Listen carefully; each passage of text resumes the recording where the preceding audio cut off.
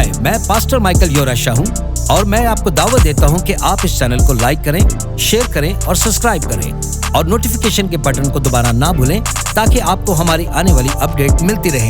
खुदावंद आपको बरकत दे। चलें कलाम की तरफ बढ़ते हैं। मंगल 7 अक्टूबर 2023 से एक आलमी रूहानी तब्दीली का आगाज हुआ है जो हमास के इस्राएली शहरियों पर अचानक से हमला करने की वजह से शुरू हुई, जो किसी बर्बरियत से कम नहीं थी। देखें, ये आपको किसी भी खबर चैनल पर नहीं बताएंगे, लेकिन वीडियो इनको भेजी गई हैं, सियासतदानों को भी और हमारी फौज को भी। जो वीडियोस में दिखाया गया है उसे बयान नहीं कर सकते कि किस तरह से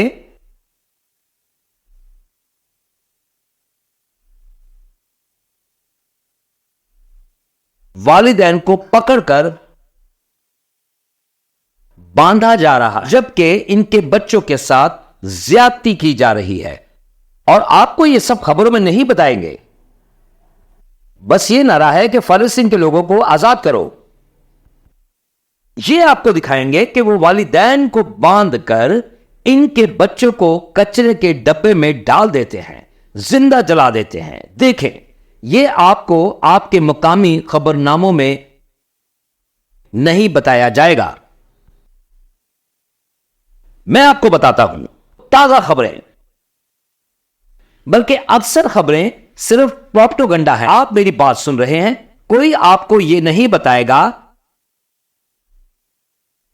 कोई आपको यह नहीं बताएगा, कोई भी नहीं बताएगा कि वो वालिदैन को बांधकर इनके बच्चों को ओवन में डालकर जिंदा जला देते हैं। जी हां, और अज़ियत भरी उन्हें मौत देते हैं। ये वीडियोस तमाम मीडिया चैनल्स को भेजी गई हैं। मेरा सवाल यह है कि कहां है एहतजाज, कहां है इंसानी हकूक के अलंबरदार? क्या आप इससे तासुब को देखते हैं?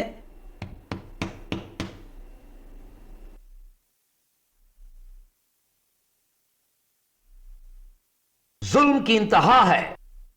आप जानते हैं ये दरिंदे मासूम शहरियों का कत्लेआम कर रहे हैं, लेकिन कि मैं दरअसल जानवरों की ममलकत से माफी मांगता हूं, क्योंकि जानवर भी ऐसा नहीं करते। सुने जज, ये शैतानी तौर पर मुतासिर करदा है, ये शैतान है, ये बदरूहों के कब्जे में है। और सुने, मैं ये बात मजाजी तौर पर नहीं कह रहा हूं, बल्कि मैं हकीकी तौर पर यह कह रहा हूं। यह एक रूहानी जंग है जो फितरी दुनिया में जाहिर हो रही है। लिहाजा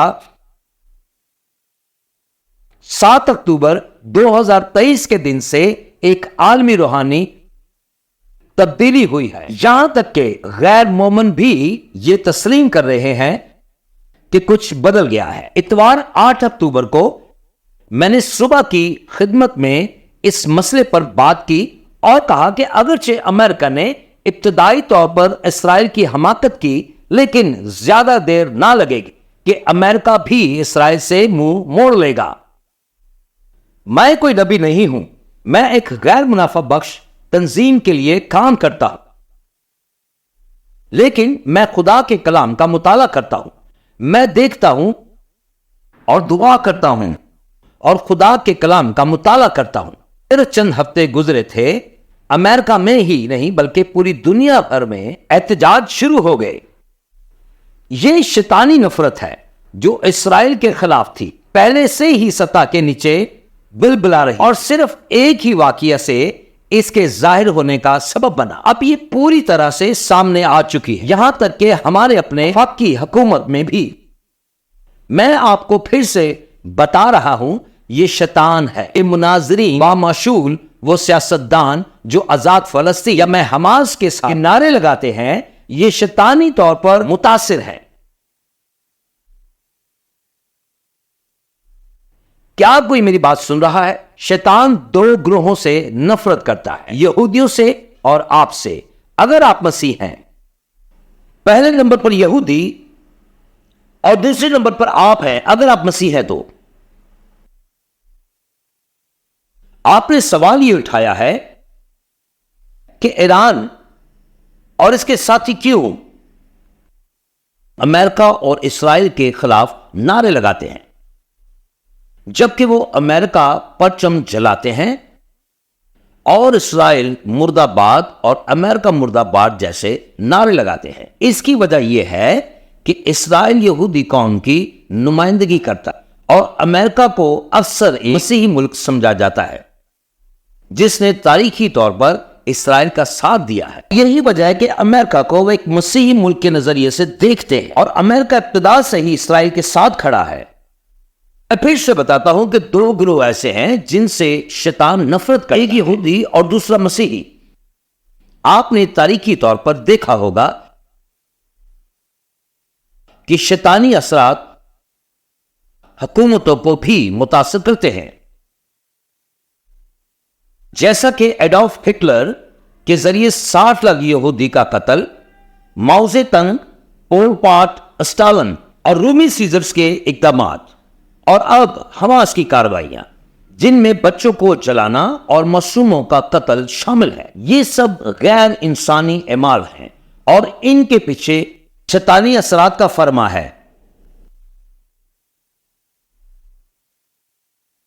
خدا کے لوگوں، بدقسمتی سے آخری زمانہ میں سب بہتر ہونے کے بجائے اور بھی بدتر ہوگا۔ دیکھیں، میں آپ کو بری خبریں سنانا نہیں چاہتا، بلکہ آپ کو آنے والے وقت کے لیے آگاہ کرنا چاہتا ہوں کہ ایسا ہوگا۔ چرچ، آپ کو ہوشیار رہنا ہوگا، دعا کرنی ہوگی اور حالات کا بخور مشاہدہ کرنا تاکہ ہم کسی فریب کا شکار نہ ہوں، جیسا کہ آپ نے ذکر کیا۔ کہیں آمین۔ کلام مقدس میں بھی اس بات کا ذکر ہے کہ حکومتیں بھی شیطانی اثرات کے تحت ہوں گی، اور آپ اس کا مطالعہ مکاشفہ کی کتاب 16 باب میں کر سکتے ہیں، آیت 12 سے لے کے 16 تک۔ ایک بار پھر تاکہ ہماری علم کی آخرت کی تفہیم درست رہے، مکاشفہ 16 کا ذکر تقریباً آزمائش کے دور کے نصف کے بعد، لیکن اصول یہاں یہ بھی لاگو ہوتا ہے۔ آیت 12 میں لکھا ہے، چھٹے فرشتے نے اپنا پیالہ بڑے دریا فرات پر انڈھیلا اور اس کا پانی خشک ہو گیا تاکہ مشرق کے بادشاہوں کے لیے راستہ تیار ہو سکے۔ یاد رکھیں، آپ کو معلوم ہے کہ تاریخ میں پہلی بار دریائے فرات واقعی خشک ہو چکا ہے۔ کیا آپ کو پتا ہے کہ یہ پانی واقعی خشک ہو چکا ہے تاکہ مشرق کے بادشاہوں کے لیے راستہ بنایا جا سکے؟ آیت 13 میں لکھا ہے، پھر میں نے 3 ناپاک روحوں کو دیکھا جو مینڈکوں کی مانند نظر آئی، وہ ازدے جو شیطان ہیں، حیوان ہیں، دجال اور جھوٹی نبوت کے منہ سے نکلے۔ یہ شیطانی روحیں ہیں جو نشانیاں دکھاتی ہیں اور پوری دنیا کے بادشاہ یعنی صدر، وزیر اعظم اور عالمی رہنماؤں کے پاس جاتی ہیں۔ کس لیے؟ تاکہ ان کو خدا قادر مطلق کے عظیم دن کی جنگ کے لیے جمع کیا۔ یہ سب شیطانی اثرات کے تحت ہے۔ یہ آیت آزمائش کے دور کے نصف کے بارے میں بات کر رہی، اور ہم ابھی وہاں تک نہیں پہنچے، لیکن میں آپ کو دکھانا چاہتا ہوں کہ کچھ خاص بدروحیں ہیں جو آخری زمانہ میں آزاد کی جائیں گی، اور میں سمجھتا ہوں کہ 17 اکتوبر 2023 میں بھی انہیں اوقات میں سے ایک تھا۔ جس تیزی سے دنیا نے اسرائیل کے خلاف رخ موڑا ہے، یہ ایک ماورائی واقعہ تھا۔ شیطان کا اثر کسی بھی پیغام، ٹویٹ یا سوشل میڈیا پوسٹ سے کہیں زیادہ تیزی سے پھیل سکتا ہے۔ سوال یہ ہے، اور کافی سنجیدہ بھی ہے، کہ دنیا اس چھوٹے سے ملک سے نفرت کیوں کرتی ہے، جبکہ وہ کسی کے معاملے میں بھی ٹانگ نہیں ڈالتے اور نہ ہی کسی کو پریشان کرتے ہیں؟ کیوں؟ یہ روحانی معاملہ ہے خدا کے مقدس لوگوں، یہ ایک روحانی جنگ ہے اور ہم صرف اس کی جسمانی شکل کو دیکھ رہے ہیں۔ آپ کو معلوم ہے کہ ہماری موجودہ حکومت جو ہمیں یعنی امریکی عوام کی نمائندگی کرتی ہے، اس جنگ کے دونوں فریقوں کو فنڈز فراہم کر رہی ہے۔ ہم نے لاکھوں ڈالر حماس کو انسانی امداد کے طور پر بھیجے ہیں۔ میں ملینز آف ڈالرز کی بات کر رہا ہوں جو ہم انہیں بھیجتے ہیں حماس کو۔ لیکن ان فنڈز کا استعمال راکٹ، بم اور ہتھیار بنانے اور سرنگیں تعمیر کرنے میں ہوا ہے۔ ہم نے ایران پر عائد پابندیاں بھی ختم کر دی ہیں، جو کہ اس تمام مسئلے کی جڑ ہے، جس سے انہیں اپنی تیل کی فروخت سے اربوں ڈالر کمانے کا موقع ملا ہے۔ یہ رقم پھر وہ حماس اور ان کے لیڈر اور دیگر انتہا پسند اسلامی گروہوں کو تربیت دینے اور مالی مدد دینے کے لیے استعمال کرتے ہیں۔ ایران، حماس اور ان کے دیگر اتحادی کھلے عام اسرائیل مرد آباد اور امریکہ مرد آباد کے نعرے لگاتے ہیں۔ تو ہر امریکی سیاستدان سے میرا یہ سوال ہے، آپ پھر انہیں پیسہ کیوں دیتے ہیں؟ اگر کوئی واضح طور پر کہتا ہے کہ میں تمہیں مارنا چاہتا ہوں، تو کیا آپ اسے ایک لوڈ شدہ بندوق دیں گے؟ دیکھیں، یہ بالکل پاگل پن ہے، یہ خیالی اور وہمی باتیں ہیں۔ آخر کیوں؟ وہ آپ کو مارنا چاہتے ہیں۔ اگر کوئی آپ سے کہے کہ میں آپ کو مارنا چاہتا ہوں، تو کیا آپ اسے بندوق دیں گے کہ آپ مجھے مار؟